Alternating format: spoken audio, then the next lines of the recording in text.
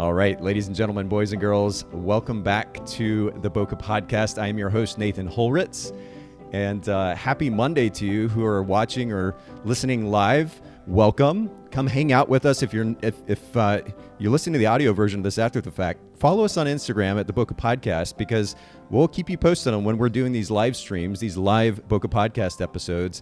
And today I am super, super lucky to be joined by my friend Maranda Joyner. Maranda, thank you for hanging out with me today. No, thank you for having me. I was so excited about coming back to you because you still are one of my by far favorite interviewees I've ever done. Well, you're super generous. And here's the thing. I was genuinely excited coming into our conversation today, too. We're going to get into a topic, and I was telling you this before we started recording. We're going to get into a topic today about consistency on social media. And I'm in this stage in my life now as a business owner. I'm lucky enough to have Jill, who happens to be my girlfriend, also is heading up digital marketing for us at Photographers Edit and our other brands, the Bokeh Podcast and so forth. And she oversees social media for me, but she and I were even having conversation about this recently, not just about consistency, how often we post and so forth, but even the reach, the effect of social media on our business. Is it actually necessary? Does it have that much reach? Does it have that much effect on our brands and our business? So we're going to leave that question hanging. We're going to come back to it because I really want to get your take on this whole thing. Sure. By the way, Kenny Wong is joining us, and he says, good morning from San Jose, California, and KW Photos. Thanks, Kenny, for hanging out with us today. And by the way, for everybody watching live or listening for that matter, please don't hesitate to comment, ask questions, send us funny emojis. We want you involved in the conversation very much. So don't hesitate to do just that. But on that note, Maranda, I want to stop talking. I'm excited. So when I get excited, I'm talking. I get talked too much. Same here. Here. And I love a good emoji, by the way. Oh, yes. I am an emoji queen. I barely send a text message without an emoji attached. And I think 100%. to myself, I need to grow up, but I don't want to. It's funny you say that because my girlfriend and I were actually talking about this. We kind of know when the other person's a little off if we get a text message that doesn't have an emoji, right? Like some kind of smiley face or something. Right? You can relate? It's like energy. You know, text is so hard to read the energy and the tone. And so we have to send those LOLs now. It's become a habit, of the smiley faces. Yep. So that the energy doesn't come across the way, because people really do read it in your voice. And yeah, it really does help to soften the words. Type with our thumbs. 100%. But I don't know about you, but like I'll literally smile as I'm entering that smile emoji. Like I'm trying to communicate that energy as I'm texting. I'm such a dork. Perfect. Okay, well, I want to take our listeners back because you're actually a return guest. You alluded to that just a second ago. One of the relatively few, actually. So thank you for coming back. We're lucky to have you. But back on episode 450, which aired back December 31st, actually, so right before the new year, we talked about building a brand on your passion. But during that episode, we'll link to the episode in the show notes for everybody listening in. For those of you watching, if you just go to bokehpodcast.com and search Maranda Joyner, you'll find this episode. But there's this clip that is brilliant. And I want to play it for everybody and then kind of get your take on it if you don't mind. So we're going to play this here. I'll turn up the volume so everybody listening in can hear. All right, here we go. Okay. I tell people this all the time. You have to imagine that the person standing in front of you that you're pitching to or that is thinking about doing business with you is asking themselves the question, what does this have to do with me and why do I care? And, you know, how can this help me? Yep. And so the quicker you get to that answer, the more likely they are to want to do business with you. You can give them all the fluff on the back end, but at the end of the day, when anybody's clicking on your profile, when anybody is visiting your website, when anybody is inquiring about doing business with you, they already know you're a photographer and what you do and that you take pictures and that they're great or whatever you do. They're really wanting to know the real reason they're going to decide. The deciding factor for them is about what it is you can do for them, most times on a personal or an emotional level. That majority of the investments we make, there's some type of emotional and personal investment. And so what is that thing that they desire? And just cut the chase and get to that. People just like clarity. So good. I mean, just like so good for a couple of different reasons. One, clarity, right? Talk about clarity, because I know that obviously I have a tendency of being too wordy at times. I know a lot of those in the photography industry, especially in their websites, just paragraphs of text on and on and on, the fluff that you were talking about. But how can we be more clear, more concise, more succinct when we're talking to our potential clients? Yeah, so I think that's a great question, Nathan, and thank you for saying that. I think there are two things that stand out to me when I think about people being too wordy and not being very clear and concise in what they deliver. So it's either one of two things to me that I see happening. It's either one, people are trying to stand out by doing the most. They're trying to stand out by adding a bunch of words and content and searching for a way to get an advantage or say more than their competition, or maybe say the same thing they hear their competition saying to give too much information. And then the second thing that I see people doing that's a mistake when it comes to losing the sense of what you do, and that is that we try to pour all of what we feel about what we do into our content. It's like we want you to know all the things about why we did the things that we do, and while those things are extremely important in the context of telling your story, it gets misplaced when it comes to the places that people put it. And so when someone wants to know what this thing is, they don't want to hear founder story. They don't want to hear how you started your business. They don't want to hear why you care in those moments. But there are moments where those stories matter. There are ways for you to weave that into the tapestry of your brand, right? But what happens is I think that people misplace it, and they're always trying to give people too much information when people are just really wanting to know, hey, what is this? How does it serve me? And why should I want to give you money for this exchange of service? What is it going to do for me? Because that's going to be the deciding factor. In the space of courting and trying to, when people have connected to you, right, and they have found you and they know and they have the clarity should come before the story, honestly. I mean, if I had my way, the clarity should come before the story. Very simply, who you are, what you do, who you serve, how and why should I care, right? And then after that, that's when you coerce them into, now that you have their attention, then you start to tell the story and unfold in pieces, and then bit by bit start to explain why they should do business with you. And that's the moment where you start to stand out. But in the beginning, people tend to start with that, and it just, the clarity gets lost in translation. Yeah, I see your hand. You raise your wave your hand over your face. That like glazed over look that we get, right? It's just like more noise, right? Yes, it's like oh man, I can't remember his name, but the guy who wrote the Story Brand, I think is the name of his Donald book. Miller. Yes, he talks about the bowling balls, and I use that often because it's such a great analogy. When you give me one bowling ball, okay, I can hold on to that, and then you give me another one, and okay, now my hands are full. When you start giving me more and more information, I start to tap out, because then if I can't quickly connect the dots, especially in the world we live in, just assessing where people are, our attention span, because of social media, our ability to just want things really quickly. And so if we can't quickly get to the point or understand it, a lot of us will tap out unless there is an extreme desire to get that thing. We'll find somebody that can give it to us easily and quickly.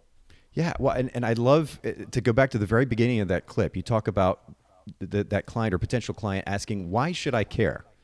And I'm glad that you bring up Donald Miller, because he talks about the significance of not our story as a company or a business owner, but the client or potential client's story.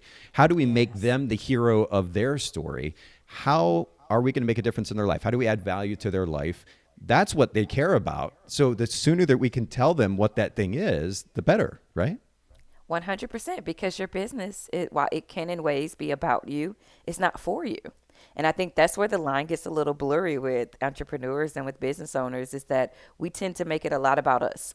For me, I don't even use, like, for instance, I go to this often as a default. I don't even use the word support in my business, in anywhere in content. I don't even talk about support. I feel like it's a curse word for me when it comes to brand and business. And when I hear people say it, I get a little riled up and I want to correct them instantly. Okay. Because when I'm shopping at Kroger, or when I'm shopping at Target, or when I go to the store, Chick-fil-A, wherever I'm spending my money, I don't think I'm supporting them.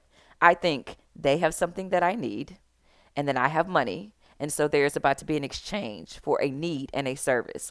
And the quicker we shift into that mindset and remember that it's not about supporting me as an entrepreneur, even though there is the entrepreneurial struggle. You have those conversations amongst your colleagues and your friends, but when it comes to talking to your clients, that's not the space for talking about support and what you need and what you feel. The support conversation should happen amongst colleagues and other people who are in this, business with you in those business talks. But the conversation and dialogue you're having with consumers, is I have something that can edify your life, your emotional state, your mental state, your physical state, whatever you're selling, right? Mm-hmm. And then you have something to give me in exchange for this service. And that's the bottom line. That's the clarity about business that it gets a little foggy, you know?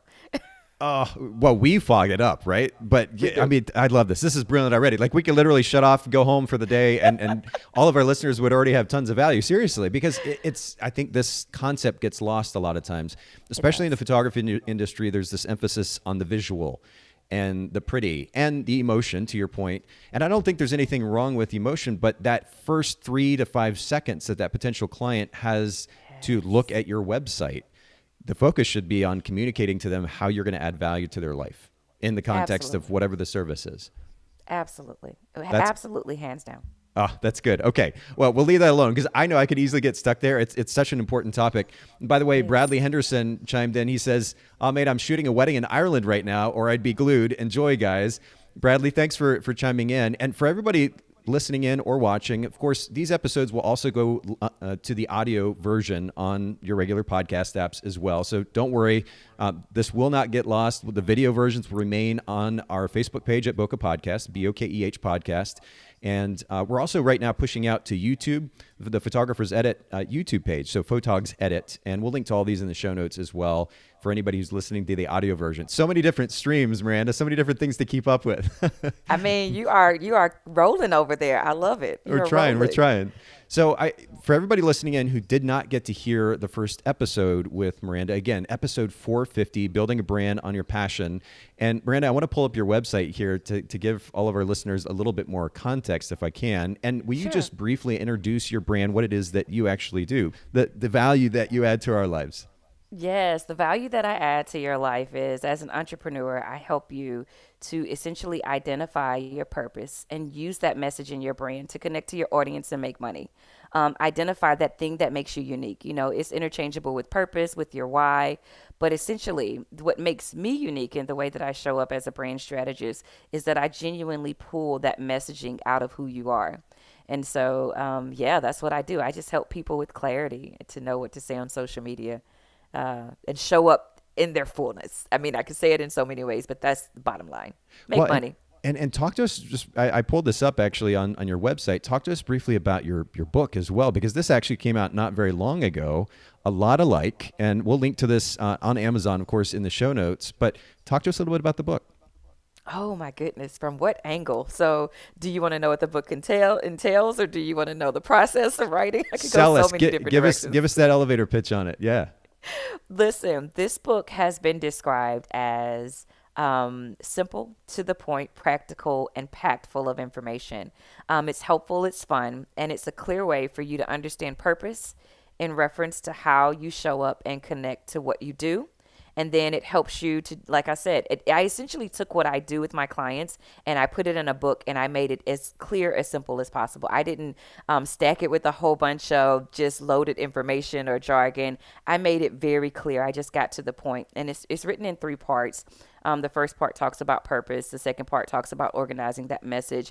And then the last part talks about how to apply this on social media and strategy. And so it really just takes you through the process from identifying your unique position to getting to social media, to getting to the coins and your consumers. It's that roadmap to connection. You know what I mean? And I had go ahead. No, please go ahead. No, I was just going to say two people that I had described this in a way that, you know, it's so awesome, you know, to hear people's feedback about something that you put out. And one person said that it was like sitting across from you at a cafe and having a cup of coffee and talking to you. And it felt like coaching. And they said it felt like also a warm hug. So there you go. That's the emotion. But the thing is, that is your personality, right? That warm hug, that vibe that you talked about, the energy earlier that you bring. That's totally you, Miranda. So the fact that you're able to actually translate that to book form is pretty brilliant. It's crazy. I was so intentional about it that I read the book aloud, the entire book aloud during the writing process. We had 14 revisions. We wrote this book rather rapidly in about 5 months from thought process to actual publication. Wow. And we had about 14 plus revisions, and I read the entire book aloud in my house. And while I was reading it, I was thinking about you. I was thinking about the entrepreneur. Mm. I was thinking about the consumer. I was Yep. thinking about, will this be something that they can hear, and does it feel like I'm talking directly to them? And I was so intentional about it. It's like when I text and I'm smiling as I'm putting that emoji in, right? That's what you were doing with your book. 100%. Yes.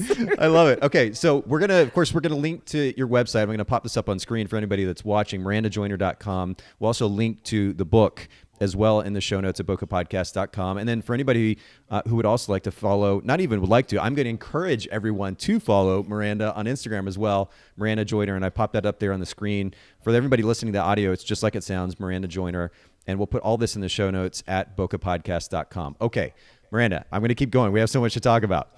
We're going to actually talk about consistency on social media. And before we talk about the significance of consistency, how to be consistent, I want to ask you about the significance of social media. I started to get into this a few minutes ago, but I happen to run, I'm lucky enough, thankful certainly for the opportunity to help run a company, a multi-million-dollar company that I started back in 2008 that has a social media presence rather. But I mean, we have like on Instagram, we might have 3,000 followers. I think on Facebook, maybe about 10,000, a little more.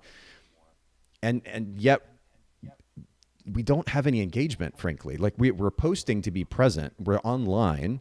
We post on stories. We're posting to our feed, and not only there, but also to Twitter as well. Now, of course, we're creating content for YouTube, but the amount of engagement that we get isn't quite that much. I mean, it's just not significant. And the conversation that I was recently having with Jill, who heads up our digital marketing, was how much do we need to continue to pour our time and effort and energy into just posting for the sake of posting, when it doesn't usually translate to our bottom line. So my question to you, and it's a little bit rhetorical because I think I know at least the direction you're going to go, but the question that I have for you is, if we see that social media is not making that big of a difference, and I'm sure other photographers might experience this, they're getting a couple likes, maybe a comment or two, but if it's not actually translating to revenue, increase in revenue, is social media that important? Should we be spending that much time on it?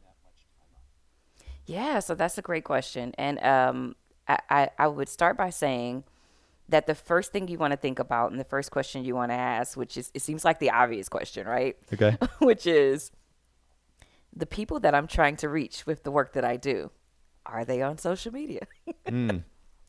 That's the very first question I ask that we seem to skip over because there is this encouragement to be on social media. But talking about clarity, if they're not on social media, the people you're trying to reach, then should you be on social media trying to reach them? And if you're just trying to spread awareness to a bunch of people that aren't going to do business with you, what then becomes the point of being present on social media? Okay, that's the first thing. Because honestly, while every business I feel like should have some type of social media presence, when there are, if there are people that are existing at any moment on social media that are going to do business with them, but if the majority of your clients, if you're working with major CEOs or people who are too busy to be consumed with social media, then does it really make sense for you to be there? Where is the person that you need to reach? A lot of times, sometimes the CEOs and those people are more LinkedIn friendly. They might be on Twitter because Twitter is very news generated and Twitter is very sports and news and quick. Right. And so you have to think about what language each one of these platforms has. And then you have to ask yourself the question, the person that I am serving, that I need to reach, where are their eyes? That's the very first basic, simple thing to understand before you start digging into the role. So if the people that you're reaching are on social media, and really it's very important for you to get very specific about who this person is, what they care about, what they're doing with their lives, what type of energy they have, down to whether they have kids, what they do for a living, really just understanding ideally who this person is so that you can better understand their habits, so that you can interject with where they are in life. That's the strategy here, is to see where this person is, where are they spending their time, so that I can show up strategically in their lives.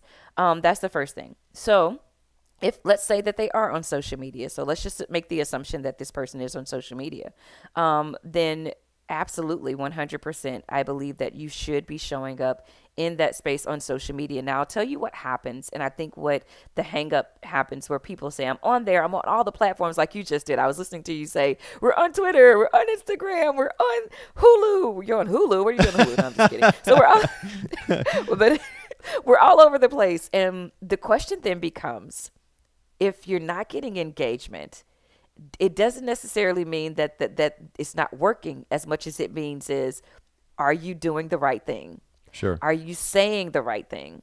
Are you utilizing the platform in the way that you can? Are you speaking the language of that platform? Are you showing up on Twitter trying to post links to send people who are on Twitter to your Instagram? Right. When people who are on Twitter want to be on Twitter. Right. They like to talk. They like quick communication. Right? They like information. They like it fast. And so when you look at the function and the language of Twitter, it's quick, fast communication. It's really big again on news and sports, and then, political things and, social, issues, or just, whatever's happening in the world, Sure. trending. And so if you don't jump into that lane of communicating that way on Twitter, of course you're getting ignored. Nobody's going to take the time to click on a link to go to Instagram when they're on Twitter because they want to be there. And so the same for the other platforms. When you think about Instagram, how are you showing up? Are you using the language of that platform to speak to that audience? That's the first thing. And then the second thing I would consider is, to think about if what you're doing is not connecting, then maybe try to have a different type of conversation. We really have to look at this like recording our audience. And so if you are trying to date a girl and you're trying to get her attention, and the first thing you say to her doesn't get her attention, well, you're going to mix it up. You're going to talk about something Hopefully. else. Yeah. Yeah, hopefully. Yeah. Well, maybe you don't want to talk about that. Do you want to talk about this? Or how do you, and we have to look at social media the same way, but we don't. We look at it and we feel rejection because we're so close to it. And because we feel rejection, we think, okay, this didn't work, so I'm just going to back out into my corner. But the goal is not to back out into the corner. The goal is to say, okay, this didn't work, so let me try to figure something out. And the goal becomes to figure it out. What is working, what doesn't work, and to try all of the different things, the different ways to communicate, the different things to say, and then to pay attention to how she moves, right? When I say she, I'm still comparing it to dating a girl, right? Sure. And so if you say something and she cheeses and blushes, then you need to say more of that. Yeah. Okay. Yeah. You need to lean into the thing that she really Fair. likes and do more of that thing she likes. And so that's what happens. We feel like it's a fluke when something happens on social media and it does good. And we say, okay, that did good. Okay, we're going to try something else. No. Come back to that. Makes Give sense. them more of that. And so that's what I would look at. I would pay attention to the platforms and how you're speaking on the platforms. And then I would also think about the messaging. Ask yourself, is this something they really want to hear? And then play around with the content or what you're giving them and see what they want to hear. And whatever they're responding to, try to give them a little bit more of that. As you ease more of the other things in there, you just go heavy on what they want as opposed to what you want them to have, right? Yeah, thank you. That's a good reminder as well. I guess, again, it was a bit tongue in cheek. I know that we need to be, if we're a modern business in 2021, we've got to be on social media. It was just, Sure. I think it was more of a question of kind of that 80-20 principle, right? We're putting all this time and energy into just posting for the sake of being online. We're getting minimal engagement. And despite that, again, have a multi-million-dollar company. And I'm not saying that to trying to make a big deal about the money that we make, as much as Sure. just saying, look, like we're doing fine without getting tons of engagement on social media. But then the flip side of that conversation is, could we be doing much better if we were engaging with our potential client in a more effective way? What would that be? And I think you highlighted a couple of pretty important ideas that we need to keep in mind. I love that you said, you highlighted the fact that it's easy to see this, what seems like a fluke in the moment, this sudden spike in engagement for a particular post. And we're like, oh, that's really cool. And we don't do anything with it. We just keep going on to the next thing rather than actually capitalizing on it, realizing that moved the needle. We need to focus here. Yeah, paying attention to that, to what she likes and what she loves. And then you have to ask yourself this question too. Nate, you're saying you guys have this company that is doing well. You have to ask yourself, what is my intention for being on social media? And honestly, each thing that you post, down to the thing that you post, should have a very focused intention. Sure. And so sometimes intention gets lost in the work. Sometimes intention get lost in this is what we're supposed to do. And then we lose sight of, I need to have intention with every single thing that I post. Literally, everything I post has a certain type of intention. And the intention for me is always engagement.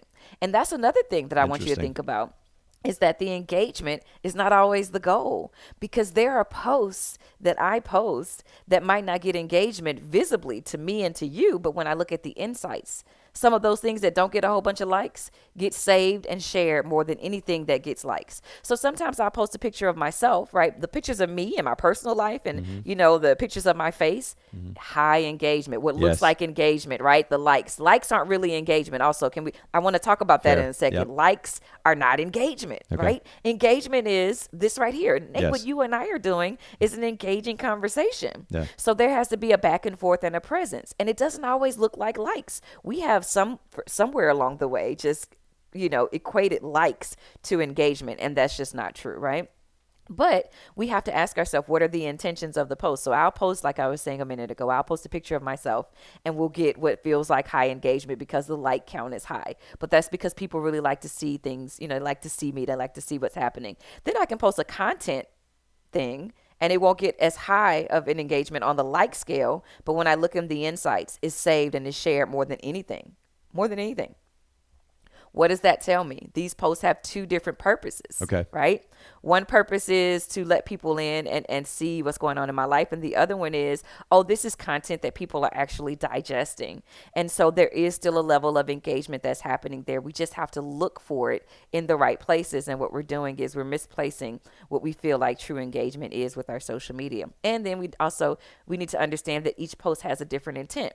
There are people that have followed me for months, Nate. Months and never liked any posts, never showed up in my social media, and then will end up booking with me. And one of the first questions I'll ask, and I'll say, how did you find me? And they'll say, I've been following you on social media. And I'll think, I've never seen you say anything. Interesting. So we have to really get out of this space of posting for the instant gratification of what feels like engagement through likes and interactions, because we just have to keep showing up. This is where consistency comes in. Okay. This is where we're just consistently showing up and understanding that we're constantly having a conversation. And just because people aren't engaging in the way we feel like they should, it doesn't mean they're not watching. Okay, well, you're an absolute professional because you totally set me up for our first question regarding consistency here. We're going to get right into it. When I think about consistency, one of the things that I think about is the frequency. Like how many times in a week, for example, am I going to post or should I be posting? Sure. I would assume that it varies according to the business or, to your point, the intention. But what would you recommend to our listeners, especially those that are photographers, sole proprietors? Yeah, so what I recommend is that you do what works for your business. Because I could give you a blanket statement and it makes me cringe a little bit when people are like, and I get it, there is a level, there is a time in businesses where people should be showing up at a high frequency. Okay. But for whatever reason, like you said, and you said it, and I wrote about this, there's a small part about this in the book, that when people hear consistency, they translate that to frequency. And those two words have two different definitions, right? And so what consistency is consistency is showing up in the same manner, with the same energy, with the same content, showing up, for example, to make it practical and to something that happened with me. I had I've been on Clubhouse for a little while, since the end of last year, and I gained quite a large following rather quickly, and just quite a little group of super fans that have become my tribe on Clubhouse. That's awesome. Okay. Yeah, it's been pretty phenomenal. It's been mind blowing. And one of the ladies, she follows me in almost every room, and sometimes we communicate back and forth through DM. Sometimes, and she's often responding to like literally almost every story I post. And she told me, she said, Miranda, I will follow you into every room, big or small. And one time I was in a really small room with someone that asked me to co-mod with them. And if you're not familiar with Clubhouse, it's where you get on stage and you talk, and kind of almost like in a podcast form way. Yeah. And there's an audience that can listen. And so she would be one of the audience members listening in on this a podcast of sorts. It's like a conference in your hand. And she said, she DM'd me while I was in this smaller room that I had agreed to do for someone that asked me to do it. She said, Miranda, I wouldn't even be in this room if it wasn't for you. She said, but let me tell you why I'll follow you into these small rooms. She said, because no matter how big or small the room is and the stage you're on, you show up the same way, giving the same type of value and content. You have the same energy every single time. And she said, so I just know even if I go in this room with you, even if it's not a lot of people in here, you're still likely to drop some really valuable, helpful information. You come with the same sense of humor, the same energy, the same energy. Like, she just kept saying it. And that is consistency, right?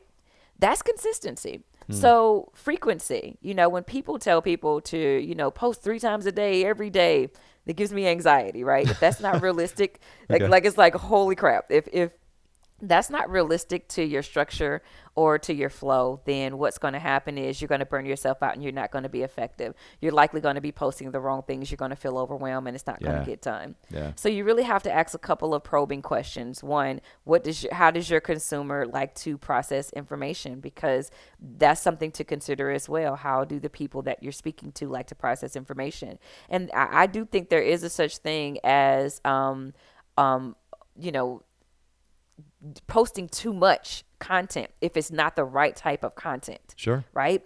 And so that's very important to know. If you're posting every day and all you're doing all day is begging people to work with you and all you're doing all day is talking about your business and yourself and you're never mixing it up and doing any fun things or engaging things like asking them questions that have nothing to do with nothing, right? Like, hey, do you like sugar or salt and pepper on your grits? Like just ask random.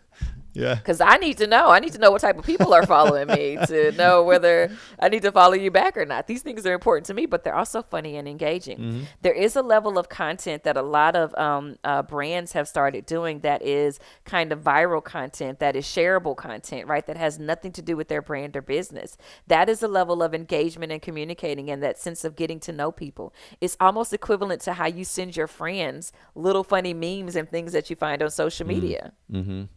You're dating your audience. So talk to them about other stuff, just a little bit, right? And so if you show up in that frequency, then now when you're consistently showing up, your frequency doesn't bother them as much because you're mixing it up. But what I would recommend if you're asking about how to consistently show up, I would figure out what works for you and your audience and then stick with that. If it looks like 3 times a week you posting, then just consistently show up with the same energy 3 times a week, right? And if that frequency doesn't work, try it out for a month or 2. And if you feel like it's not working, then switch it up a little bit to see where people are, where they're engaging with you the most. Sure. And then show up in that space. Okay. That's good. It still leaves me with like so many questions because I guess one of the things, and maybe this is a good next question, is you're talking about the variety of content, and I really like that. If we start thinking about it like we're texting our friends, yes. First of all, it creates a different voice, right? A more personal voice. It's not overly formal, uptight, which I'm so bad about doing that, like thinking too professionally, if you will, rather than just talking like I'm talking to a friend. So there's that piece of it. That also then translates to the type of content. But I'm wondering, aside from just simply posting a variety of content to see which gets the best engagement, are there other ways to kind of get a feel for what our potential clients are looking for, especially as photographers? I mean, the assumption might be, I just need to post a pretty picture, but that may not always be the best thing to get the most engagement. Yeah. So here's the thing. Sorry, men. But I think women tend to be really good listeners. Okay.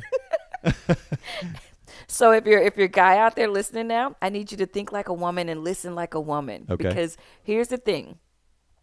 You're working with clients every single day. Like if you're already doing this work and you're showing up in the work on a regular basis, what are your clients complaining about right now? What are they talking about? What are their pain points? What are their issues? These are the things you post about. These are the things you enlighten them about. What are their complaints? What are their problems? What are they scared of? You speak to those things very specifically. Like, and I'm glad that you said that it's like texting, right? That, at the end of the day, if I'm sending a message and, a text message versus really thinking in the framework of business, it really does have a different feel and energy. It's like what you said earlier, Nate, where you were like, when you send the emoji, you have that smile going on. Yeah. You want to put that same energy into the things that you put on your caption. I imagine every single day in every caption that I've ever written for my business, I've done it from my cell phone intentionally because it feels like a text message. Yeah. And what I do is I wake up and I think when I'm writing a caption, I say, I pretend that I'm texting Bridget, who is my ideal target person. I pretend that I'm texting her and I say, what is it that she needs to hear today? And so what happens is in that caption, Nate, I start to use words like you. And I stop talking to this general public and I start talking very specific to a very specific person. And so what happens is when they read or when you read my caption, it feels like we're having a personal one-on-one conversation. Talk about intimacy, talk about engagement, talking about feeling like you're the only one in the room. This is what I poured into my book, which made somebody comment on Amazon that Miranda, it feels like I'm having a one-on-one conversation with you, Yeah. and like it's a warm hug. This is the intention in which I put in every word that I post under my captions. And so with that being said, I think I answered your question. Did I answer your question? I feel like I got lost in that thought. It's good. It's all very relevant, and I kind of like the fact that this is just a free flowing thing. As much as I like to prepare for conversations, and I have a list of talking points, and it's just kind of coming out naturally here. I'm curious because you're talking about the intentionality of what it is that we're writing, and even making sure that we're using our phone so it feels like we're just sending a message to a friend. How? I don't know. One of the things I'm a little bit cynical, I guess, about is I would assume that most people, in our case, it's photographers, right, who are already on Instagram quite a bit anyway, and they're scrolling and looking at everybody else's pictures, that they're not going to necessarily take the time to actually read that text that I'm putting in the caption. What would you say to that? I mean, is there a high likelihood that most people are just scrolling so quick because they're in that scrolling mode, that 2021, like just get through it all quickly, double tap really quick and on to the next thing? Are they actually going to pay attention to that intention, that the text that I'm so intentionally writing out, or that Jill's writing out, or any of our listeners are writing out? Yeah. So here's the thing. Maybe and maybe not. Right? Fair. So here's the thing about maybe and maybe not, right? But do you want to risk not doing it, in the sense to where there are people that are engaging and trying to get to know you better and trying to understand? Because this is the thing we have to understand. What we want so badly, for whatever reason, is to put everybody in a box and say that everybody that I serve is a reader, or they're either not a reader. But the reality is that Life's not that simple, huh? Life's not that. I mean, we're a little bit complex, Nate. So there's some of us that are readers. And do you want to miss the opportunity? Like, you want to post content for those people that digest information like that. And then every once in a while, you want to post content for those that process information differently. Yeah. And then the people that react the most to certain things will tell you who's more than likely or the most type of person that's following you. The lack of engagement or the over engagement, the lack of likes, the more likes you get, it's all data. It doesn't equate to our worth or value in the work that we're doing, or whether this is the right thing. It's data. It's for you to say, oh, okay. Everything that we do on our social media, all the engagement we get from these people, these people that we can't see on the other side of our devices and, social media, it's just feeding us information to know how to continue to show up. We have to look at it like data and information and stop looking at it as our self-worth or value, or whether we're missing it or hitting it. It's not about that. It's about data. It's about, oh, this is working. This isn't. This is the type, they like this type of content. And then also, I want to challenge you here in the way to say that as a photographer, if pictures are absolutely, you guys bread and butter, that's how you sell. But again, mix it up a little bit. Talk to them in a different way. Talk to them again about other stuff so that you can see how much they are reading, right? If all I see on your timeline is picture after picture, after a while, if that's all I'm getting, of course I'm going to stop reading your captions. Yeah, that's a great point. Yeah. Yeah. No, please continue. No, I was just going to say, so just give me something else. And so there becomes this rotation of the know, like, and trust. So, yeah, I know you're a photographer, so find different ways to show me the photography. Find different ways to show me your story. Take me behind the scenes on some things, right? Talk to me about your editing sometimes, so I can see what you're doing. I mean, even though it's not super relevant to me, it's just cool to see what you're doing with my pictures and what that process is like. Sure. Show me some befores and afters, right? Tell me some client stories. I would read that. Yeah. If you were showing me clients and it was like, oh, that's cool. Like, look at this before and after. Hey, let me tell you this story about this couple that you might not know. I'm sure you guys have all types of cool stories attached to some of these photo shoots. Why not share them with me? Because you know what that does? It gives your picture texture. It gives me story. It makes me realize this is more than photography. Like, oh my gosh, that was amazing. Like, what was happening in this situation? There was this guy I know from my hometown. He went viral. He went super viral with this picture he posted. And he's a photographer. Okay. Nate, let me tell you what the picture was of. And it gives me chills to think about it, because it was just one of those pictures because it had story. It was a lady who, I think at the time she might have been pregnant. And what happened was I think they had a photo shoot scheduled and she was pregnant. And tragically, her either spouse or husband was killed tragically. Wow. And they did the photo shoot anyway. And they did the photo shoot. And in the photo shoot, he used the silhouette of the spouse in the photo shoot. And it went viral. It went viral. And it was just the fact that there was story behind this picture that you could see, right? And it I mean, it gives me chills now to even think about it. I just want to go find the picture and look at it. But he started doing, and then what happened was it started touching so many people that other people who had experienced similar things, maybe who had lost loved ones, they started doing pictures where there was a silhouette of their loved one in a picture with them. And she ended up having to have this baby. I think I almost feel like that was the story, but she ended up having to have this baby without him because, but in the picture, she had that moment. It told a story. Yes. You think I didn't read that caption? Yes, I did. I wanted to know, like, what was happening. What was it? And so, lean into those type of things. Mix it up a little bit. People will read. And that's a good reminder. It's a good encouragement too. Well, a couple of things. I tend to be a bit of a minimalist, so I tend to oversimplify, and that's certainly something that I continue to improve, to work on. But I also, to your point, this idea that we just put everything in one tiny box and assume that our audience just only wants one thing, and that's it, is way too simplistic a mindset to have. Sure. And we certainly need to add to the variety and explore different voices too, is to your point. And Gerlinde, who was listening in, said that's a great way to create captions. You were talking about texting earlier as though we're talking to friends. I think that's a great place for us to start. In fact, for that matter, I mean, so much great advice, Maranda, today already. I think this is going to be like me and Jill tomorrow during our weekly marketing meeting. We're just going to hit play on our interview today and just review like point by point. Okay, this is what we're going to do next. This is really, really good stuff. And it's, first of all, you're such a great teacher, but you present the information in such a way that is so easy to consume too. So for me, who, I joked with you before we started, I was on Instagram and I'm like the old guy on social media. Even for somebody like myself, it's easy to understand and think about how we can apply it. So you make it super practical, and I really appreciate that. But let me ask you one more question about this idea of consistency, not posting, but responding.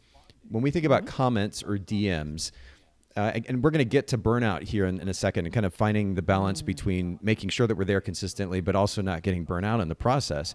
But how quickly would you say that our listeners, myself, anybody really on social media, especially that runs a business, needs to be responding to those who are commenting or DMing?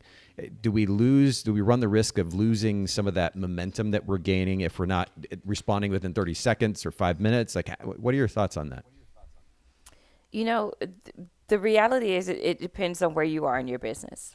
So here's the hard truth about this, and I'm probably going to say the not so popular response to this. Okay. Other social media people might hear me and go, "What? That's not okay." So this is what I'll say in the beginning.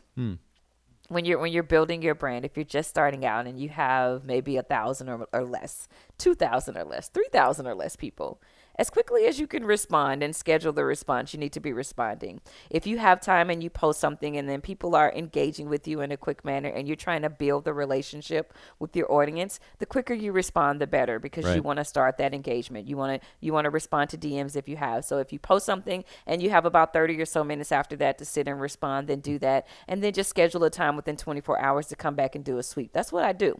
I schedule it into my week to go back and look at and see what I missed on the last couple of things that I post if I didn't respond or have time to reply right in that moment, right? Okay.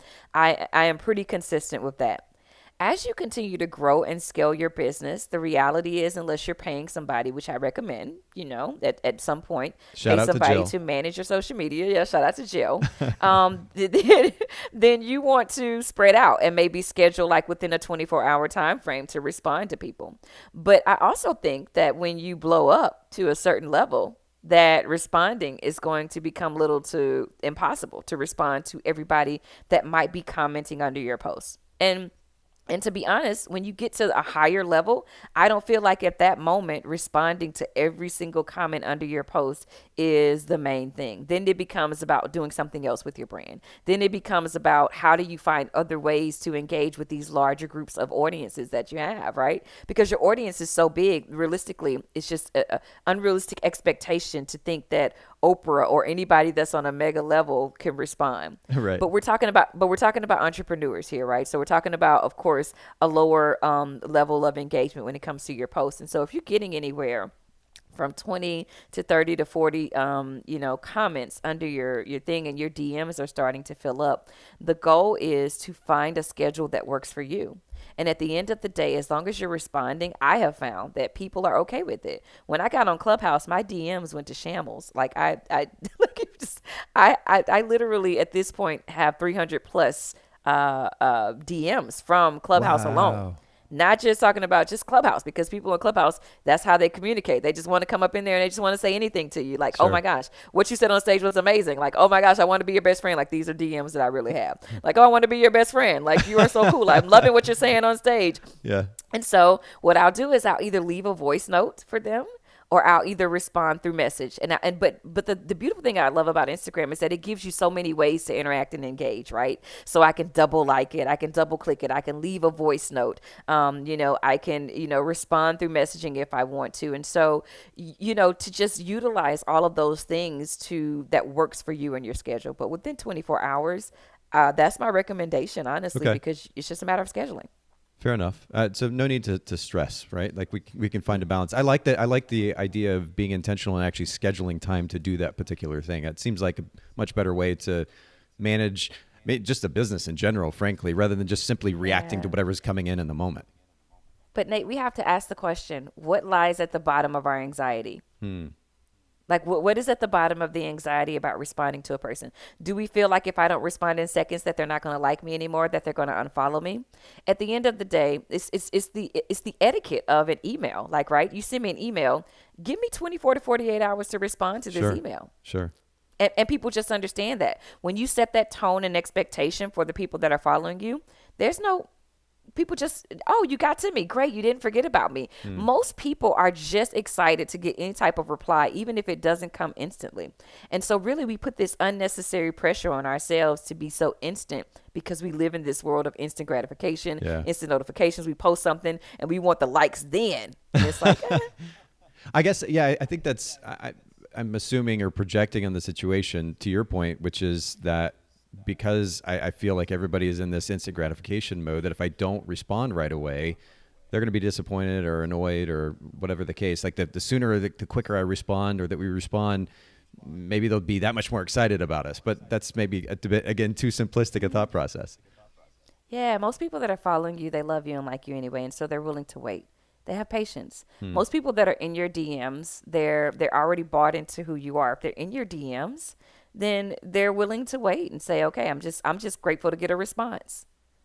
Fair enough. Okay. Well, that's encouraging. Thank you for that. Yeah. Well, let's actually, to that end, actually, great segue to my last question, which has to do with balance, right? So there is a certain amount of attentiveness that we need to bring to the social media picture. And yet we all have 50 different things to juggle as business owners. So I'm curious if you have a few specific recommendations as to how our listeners, photographers, or just entrepreneurs in general, can have a little bit better balance when it comes to managing social media, but at the same time, not constantly being there and getting burnt out in the process. Yeah. So the best thing that I'll start with when it comes to finding the balance is planning.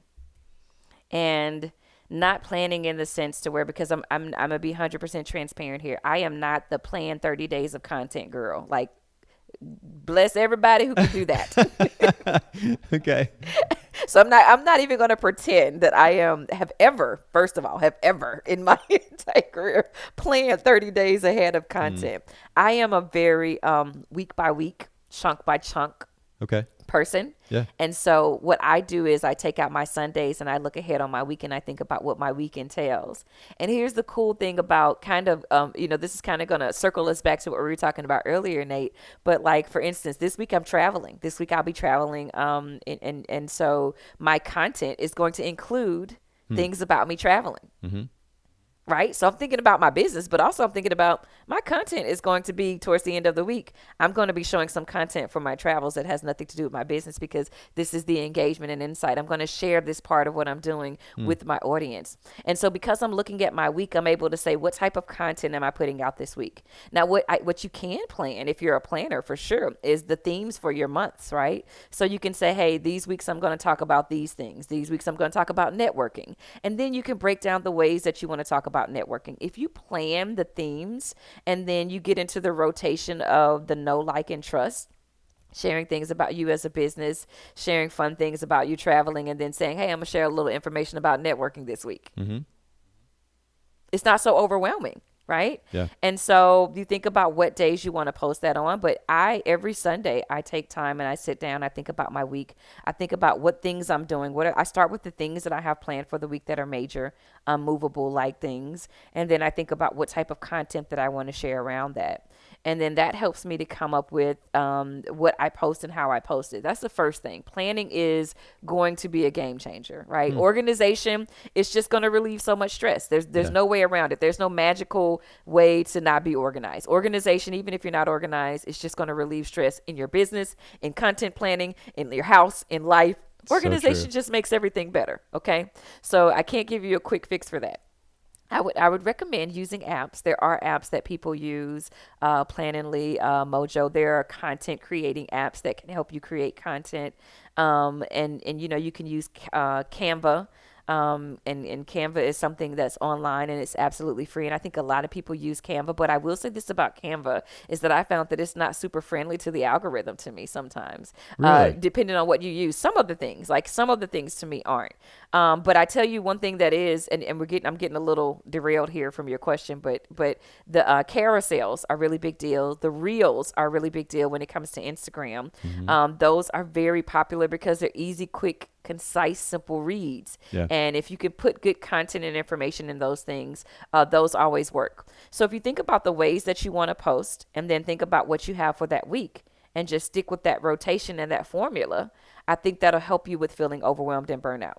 Now, if you are in a space where you feel like you have too much going on and you're like, Maranda, I don't have time to plan. I don't have time to think about that. I don't want to think about it and you don't want to do it.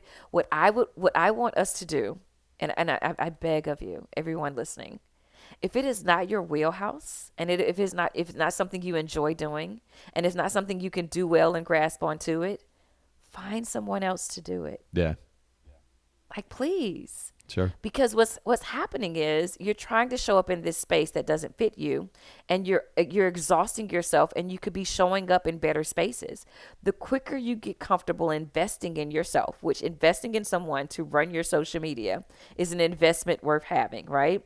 And you say, okay, this is the investment I'm going to make into my business and myself this month so that I can show up. This is what I want. If you're going to invest in your business, here's my advice for you. Very important advice. And then I'm going to pause here, Nathan, for any follow-up questions you have. Advice. If you're going to hire somebody to invest and to run your social media, there are two types of people that you can hire. And people get really confused about this. When you hire somebody that is just social media savvy to run your business, then they're just that. They're social media savvy. So it then becomes your job to tell them what to post and how to post and to teach them what the things that need to be said on your social media, to teach them the voice of your brand, to teach them the language, to teach them how to engage.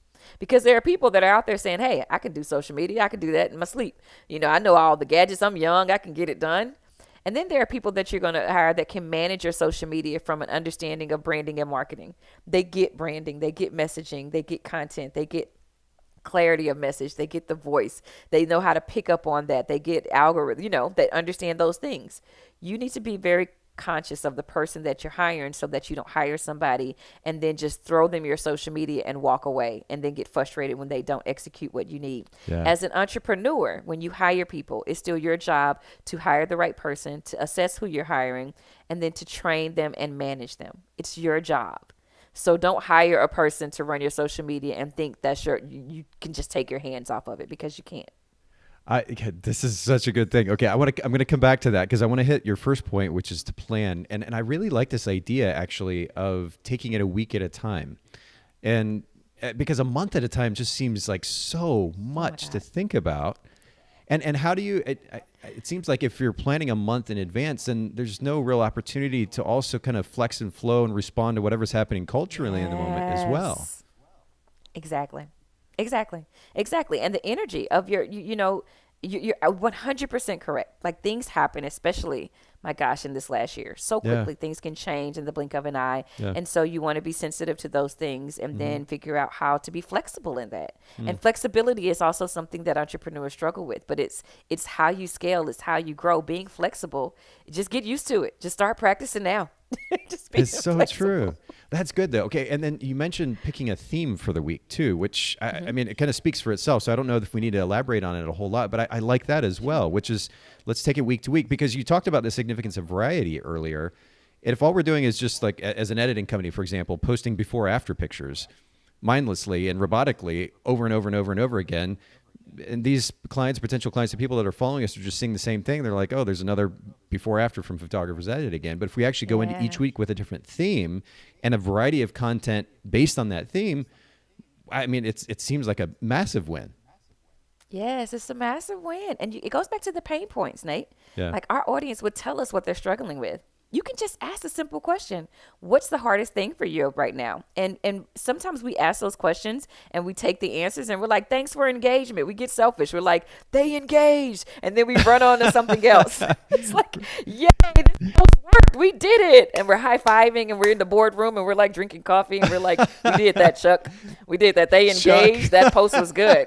We did that. But what happens is we miss an opportunity in those responses to say, oh, they're struggling with networking. Oh, they're struggling with this. Okay, next week, we're just going to talk about networking.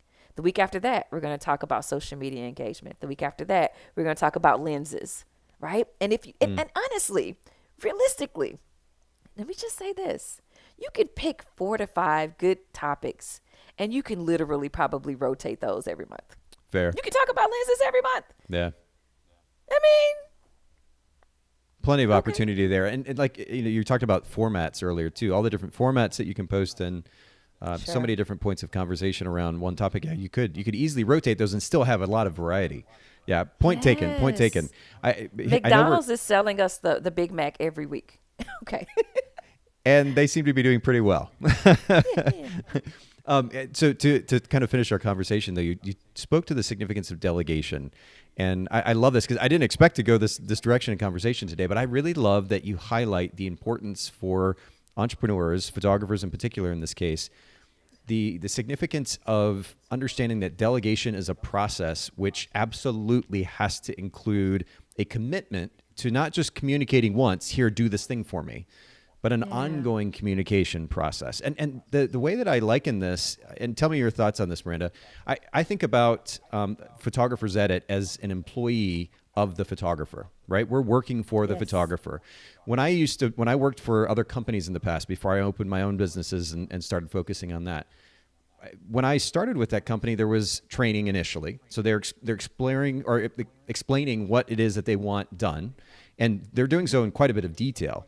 But then they don't just stick me out on the sales floor, for example, and expect me to continue to just go work without any ongoing feedback and ongoing training, right?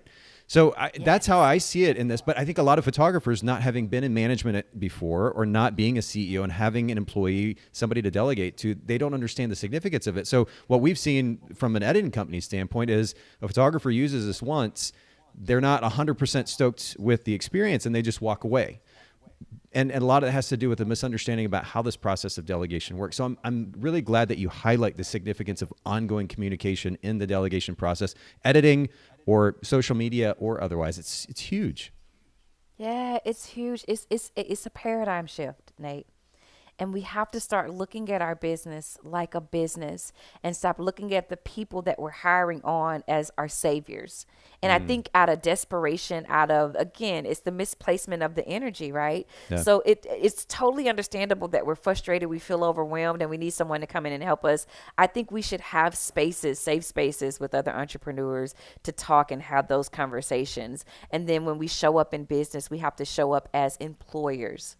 And we have to understand that training is essential, that it's so necessary, that we have to look at the scale. We have to look at it as it's our responsibility to train these people, and that we have to look at our business like a business. We can't run it like a side hustle, like we're just bringing in friends. It is your job to delegate. And I think teaching that paradigm shift from this is a business and not just, something I'm doing with people and I'm bringing this person in to try it out. No, you're bringing this person in and you need to set them up for success, like you said. And so you need to train them. You also need to let them know the essence of your business and your brand. You need to tell them about your story. You need to let them give them insight as to why you do what you do. All of this is necessary in the training. You need to take them through a onboarding process, and there should be a consistent onboarding process for these things. That includes not just training, but also, like I said, the culture, what you guys care about, what's important to you, so that they can have that same energy, that emoji energy. That's what I'm gonna call it, Nate. You're giving me a name for it. so they can have that emoji energy when they show up and work for you. They need that same energy, and it's your job to transfer that in the same way that Chick-fil-A transfers it into their employees, in the same way that Apple transfers that into their employees. Because all throughout Apple, all throughout Chick-fil-A, no matter where you go, the energy is consistent, and that's not by chance. That's not by chance. And so be the Chick-fil-A of your business, be the Chick-fil-A or the Apple of your business, and think about that consistency anytime you have anybody working for you. That's good. That's good. I mean, mic drop right there. Nothing more needs to be said. This is super great stuff. Maranda, I want to respect your time, everybody listening in and watching as well. Will you just remind our listeners where they can learn more about you, your brand, the services that you offer as a consultant in the space, your book, everything? Just kind of remind us all where we can find and learn more. Sure. So I am impacting this world in different spaces. Where I spend most of my time is on Instagram and on Clubhouse. And so you can find me in both of those places just by spelling my name. It's Maranda Joyner, Maranda, all A's. And then you can also find me on Instagram. I do spend a lot of time on Instagram as well, but literally Facebook, Instagram, Clubhouse, and you can find me there. And my website is also mirandajoyner.com. You can purchase my book. It's called A Lot Alike: What Every Entrepreneur Should Know About Branding and Purpose. And if you are struggling to find a connection to the work that you do, if you're struggling to be motivated and to connect to your audience, then this book is for you. You can pick it up on Amazon.com, and it's also available on Apple. Perfect. Wow. We've got the website up there in the corner as well. So mirandajoyner.com, Maranda Joyner on Instagram, Clubhouse. We'll put all this in the show notes at bokehpodcast.com. Maranda, I mean, I can't say it enough. I wish I could actually give you a hug and thank you that way, but thank you so much. This has been super fun. Thanks everybody for listening in, for watching. For those of you who are listening, do keep in mind, we are streaming these episodes live as well on Facebook. If you go to facebook.com/Bokeh Podcast, you can see the replay there. Follow us on Instagram.